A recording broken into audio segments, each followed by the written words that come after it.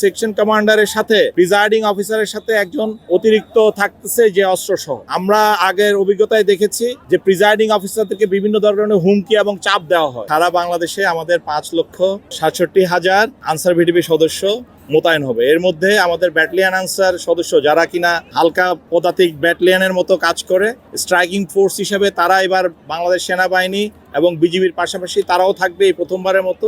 তাদের সংখ্যা 11,000-এর মতো। সো এই বিভিন্ন বাংলাদেশের বিভিন্ন জায়গায় আমাদের যে আনসার ব্যাটালিয়নগুলো আছে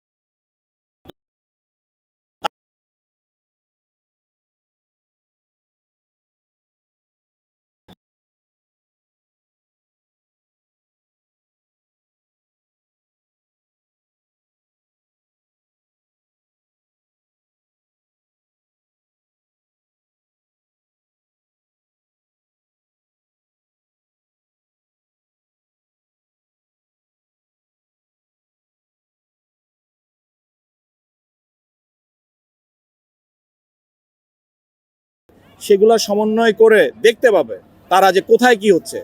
আগে যেরকম আপনাদের সাংবাদিক ভাইদের অপেক্ষায় থাকতে হতো, কেউ একজন রিপোর্ট দিবে, এবার আর সেই অপেক্ষায় থাকতে হবে না। আপনাদের রিপোর্টের আগে রিপোর্ট হয়ে যাচ্ছে, যেটা সবাই একসাথে দেখতে পাবে।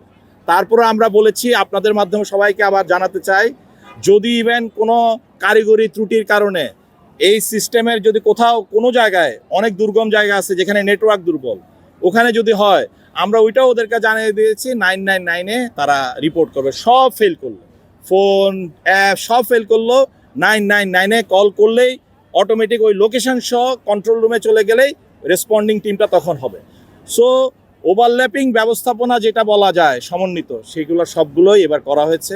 আমি বলবো যে দেশবাসী নিশ্চিন্ত মনে নিরাপদে তাদের ভোট দেওয়ার জন্য ভোট কেন্দ্রে যেতে পারে। সকলে ভোট কেন্দ্রে সুন্দর সুষ্ঠুভাবে শৃঙ্খলাবদ্ধভাবে যদি ভোট কেন্দ্রে যায়, অনেকের যে মহাপরিকল্পনা চলছে যে ভিতরে ফেক ভোট হোক আর যাই হোক, এগুলার কোনো সুযোগ তখন থাকবে না।